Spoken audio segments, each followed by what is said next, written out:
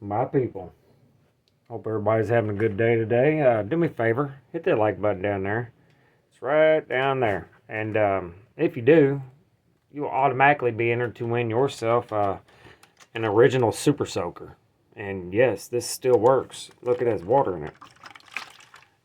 Me and my kids use this all the time. And if you're in your late 30s, early 40s like myself, I'm in my 40s, you'll remember how awesome that water gun was when it came out in the 80s. It was freaking awesome. So, lucky you. Uh, Make sure you check out DNKKnives.com. Good knife shop. Got an excellent website. And if you do purchase something from there, you can use this coupon code behind the edge 10 to get 10% off. It's a small shop, but they're always adding new stuff. So check it regularly, and I'm sure you'll find something that you like. Make sure you guys subscribe. Subscriber counts kind of went to a dead stop. And I'm not, under any illusion that I'm going to get crazy amount of subs. Subscribers doesn't really mean a whole lot to me. I'd like to have a few just because it helps with the algorithm and the exposure. But I absolutely do not expect to ever have more than 6,000, which would be fantastic. Also, there's a link to Patreon in the description if you would like to, support the channel. Every last penny of that goes to Knives for Content, and then I generally just give away the knives back to you guys. That is 100% of the channel's budget, so every little bit helps, and I absolutely do appreciate it. I'm sure everybody says that, but I mean that. Today I just thought, and as you could tell from the thumbnail, I thought it'd be cool to talk about what will the next great pocket knife look like, folding knife. Like the next great evergreen knife that everybody loves, everybody has. Obviously, not everybody's going to like everything or like every single knife, but generally a big hit of a knife. And I grabbed a few out of my rather small collection that I consider to be great knives that have stood the test of time, and if not everybody, just about everybody has owned one of these or all of these and consider them to be great pocket knives. I'm not going to go through each one, like talk about each one specifically. I'll touch a little bit on them, What I mean by a great knife is something that has sold hundreds of thousands of, and everybody still likes them, and they are excellent pocket knives. I have a criteria. Well, this is my basic criteria. I'm going to go through the list here. Usefulness is absolutely number one for me. How well the tool works as it was designed. This is the Chris Reeve Sabenza. It is one of the greatest pocket knives of all time. And for many reasons, but in my opinion, the reason I like it so much is because it freaking works. And that's it. It works. It works really well. You can bet your ass on it, and it will serve anybody really well.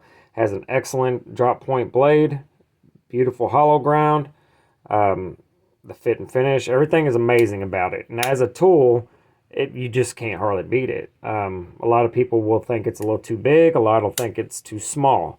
I think they should make it a little bigger, but as it is an excellent pocket knife. This one has been modded with better thumb studs. That's one of my biggest gripes about Chris Reeves is the stock thumb studs fucking suck. That's the only thing I could say that sucks about this knife is the stock thumb studs. Next would be quality to price ratio. Like this, the standard model of this is AUS 8 or D2, and it's $35-40 for an excellent pocket knife that is built well, runs on phosphor bronze washers, good action, rugged, does the job, especially the D2 model. This particular one is S35VN, and I put this nasty edge on it. This particular one is $100. You do get the upgraded steel. You get G10 instead of plastic, and when I say plastic, I mean extreme plastic on the original. A little bit better pocket clip. I believe that's not the same one that's on all of them. Other than that, it's about the same as the old one. The fit and finish seems about the same. It's pretty good. There is stories out there of crappy fit and finish on the originals, and that's just what you get with a $40 knife. So, you know, you get what you pay for, dude. This particular one, I think $100 is about the max it should cost. It is made in Taiwan.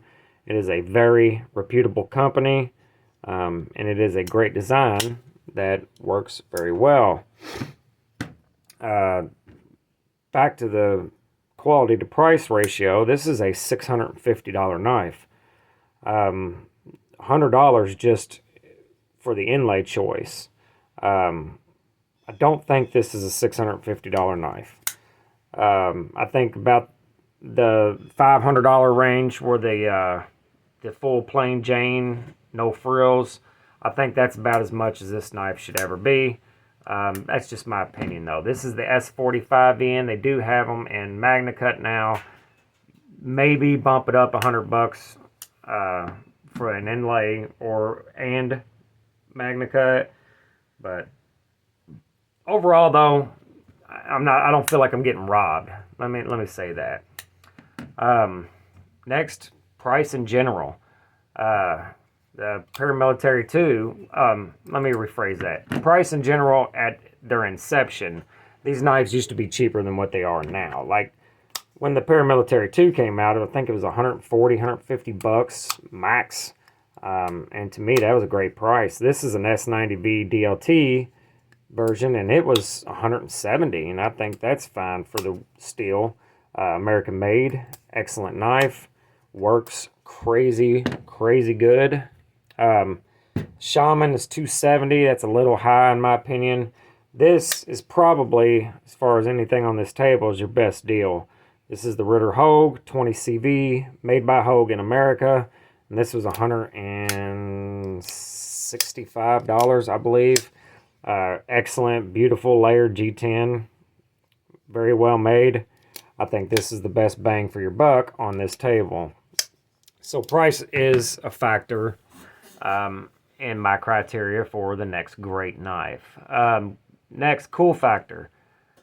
I'm all about some cool factor, man. So, oh, and just to let you know, this list of criteria I'm going through kind of is in order.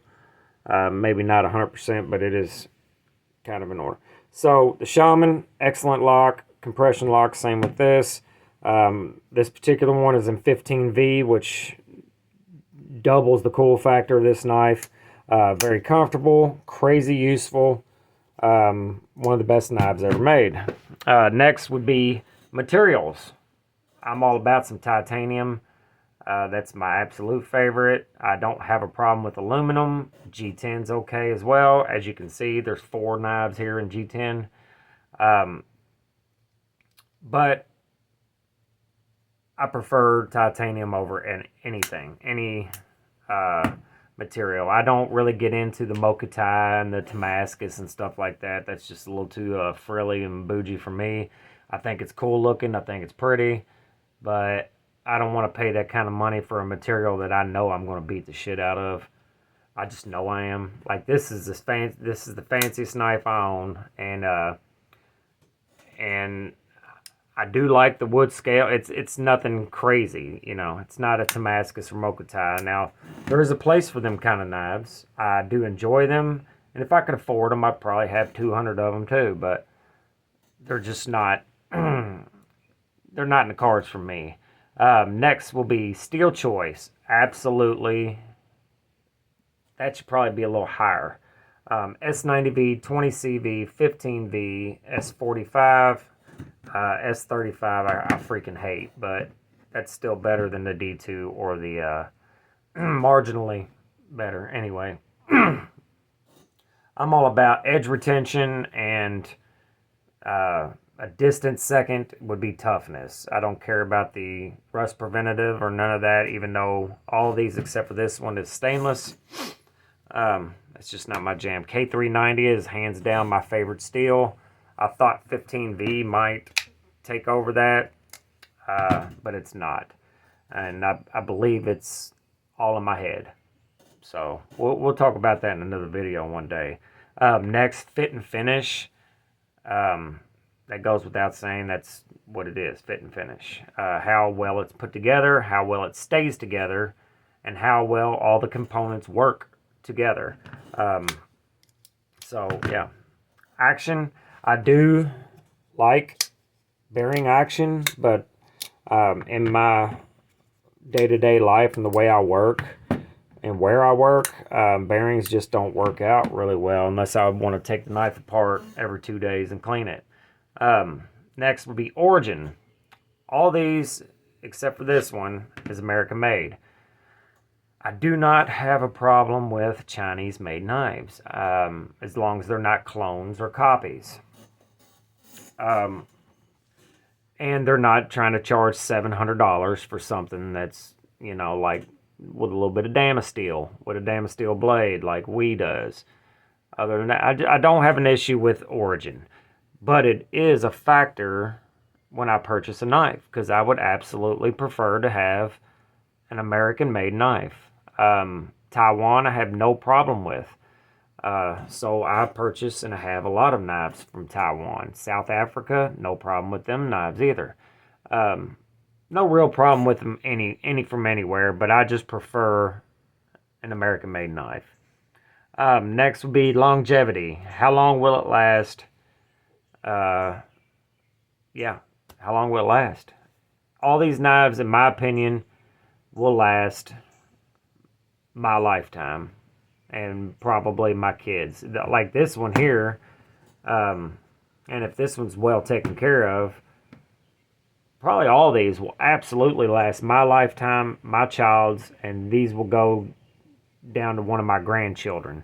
And I think they would be just fine then, as long as they don't, you know, have to sharpen it every week, which none of these, aside from this one, I think you would have to sharpen all the damn time. So longevity is a big deal. And then next, there's a few things that are something I think about, you know, but they're not as important, like lock, bearing / PB washer, action, which one it is, hardware choice, weight, and blade length. But I was thinking, I wonder who is going to make the next great knife that'll have all that criteria, and everybody will absolutely want this knife. And it'll, you know, there's been some out there that I thought were going to take off and be something great, and they just, once everybody got their hand, you know, most people got their hands on them, it kind of just died out. Like the Brian Brown Jaeger, that was super popular, and then everybody's like, I've had enough of it. So I don't even see them hardly anymore. There's a lot of Chinese knives that are like that. And then there's a lot that still take off and they become evergreen knives, like the Elementum. There's a lot out there. I could sit here for days talking about which Chinese knives sold a crap ton of, and everybody likes them. I don't know. Let me know in the comments what you guys think. Who's going to make the next great knife? What company is it going to be? What kind of lock? Is it going to be an Axis lock? I doubt it, because everybody's doing the fucking Axis lock now. Will it be the compression lock? Seriously doubt that too. Even though Spyderco's bringing the original military out with a compression lock. Super excited about that, because I don't mind the liner lock, but they're also making it 4-position pocket clip choice instead of just that tip down, which is savage. So I'm excited about that. And actually, Spyderco has a lot of knives I'm super excited about. They have a Sprint Run Subvert coming out with 20 CV and carbon fiber. Big, beautiful, badass knife. And I used to have one, and I wanted to get another one, but now that they're going to come out with the sprint run of it, I'm going to do my absolute best to get a hold of that thing. It is expensive, so I'm going to be smoking my credit card to get it, but I absolutely have to have one. It's a more than 4-inch blade, big, crazy, swooping blade, huge knife. But my biggest hang up with that knife has always been them orange scales. I freaking hate them.